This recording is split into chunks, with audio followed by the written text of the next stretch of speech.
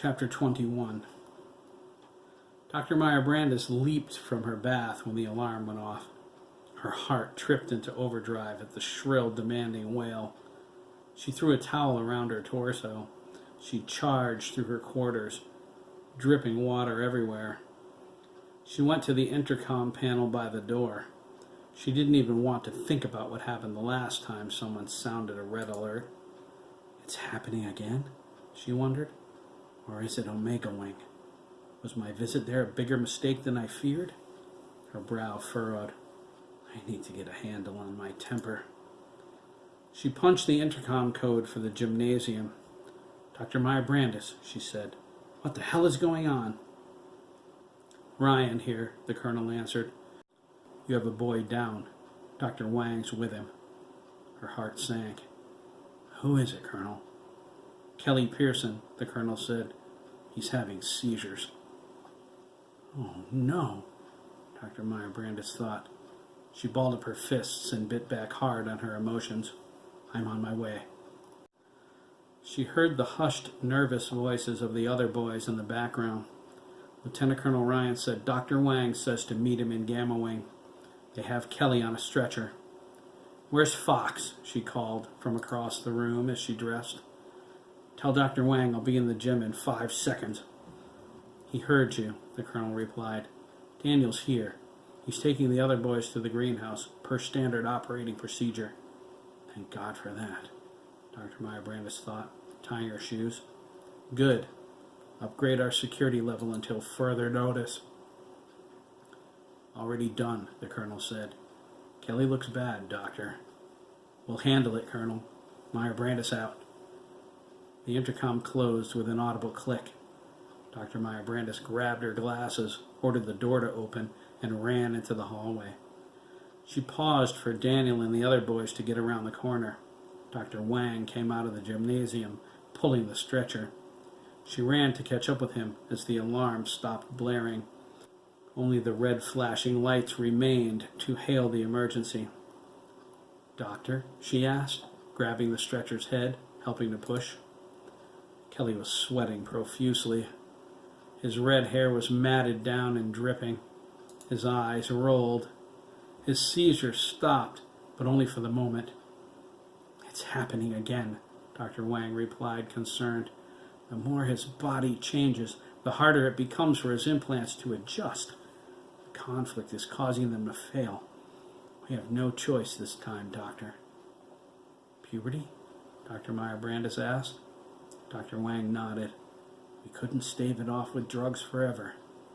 She shook her head. The new program is only experimental. It's untested. Would you rather lose him? Dr. Wang snapped. He was acting uncharacteristically emotional. Dr. Meyer Brandis understood why. As hard as they tried to treat the boys equally, they had their favorites. Kelly was Dr. Wang's. No, she said, I wouldn't. Neither would I. He paused by the entrance to Gamma Wing and swiped his card key. When the door opened, he yanked the stretcher and Dr. Meyer Brandis through. They needed to get to the surgical theater. Kelly's fingers were turning blue. There wasn't much time left. Do we need McAllister? I don't think so, Dr. Wang replied, guiding the stretcher into the theater. He said the new program would help the onboards and implants adapt to any biological changes, as long as it works. He's had 16 years to perfect the puberty program, she said, and damned well better work. They transferred Kelly to the operating table, strapped him down with thick metal restraints, and went to the sinks to scrub. Dr. Meyer Brandis finished first. She slipped on some gloves and plugged an I/O patch cable into the back of Kelly's head.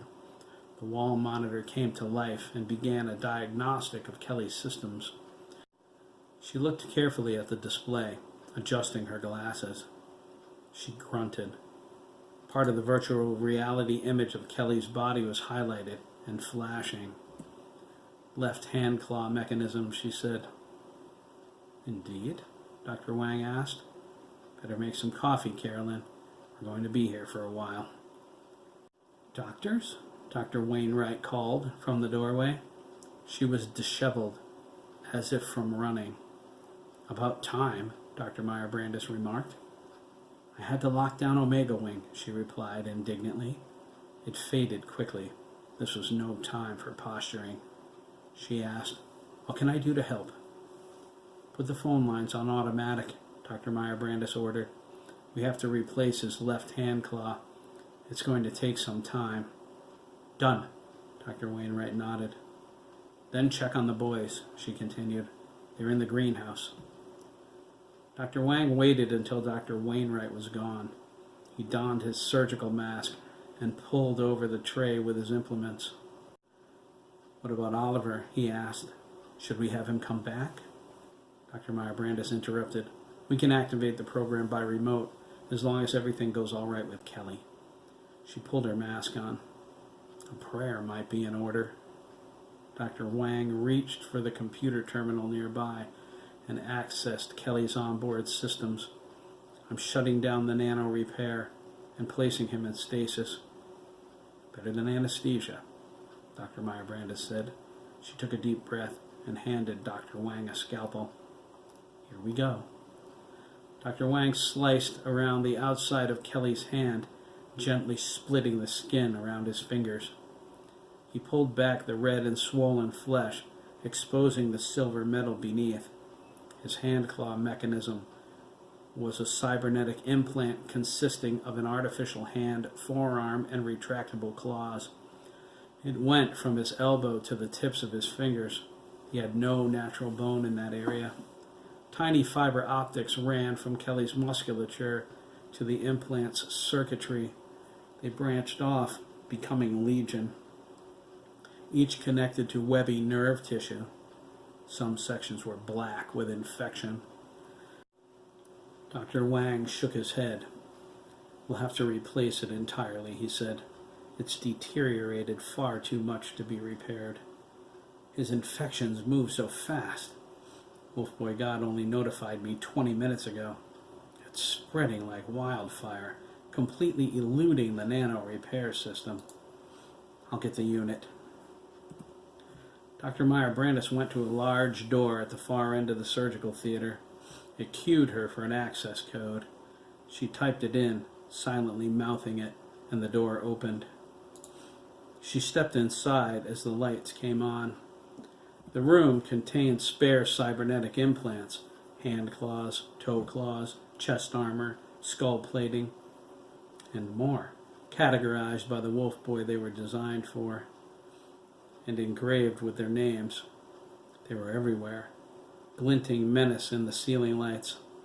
Dr. Meyer Brandis grabbed a hand claw from Kelly's section. She was careful not to cut herself on its razor-sharp tips. She angrily thought, history is repeating itself. Last time, we told ourselves we couldn't know puberty would cause such biological upheaval in our subjects. There were so many changes in their body, tiny alterations in their chemical makeup that played havoc with their implants and their programming. Not again, she said, pausing in the doorway. She looked at Kelly. Never again. She walked toward Dr. Wang, cradling the hand claw under her arm.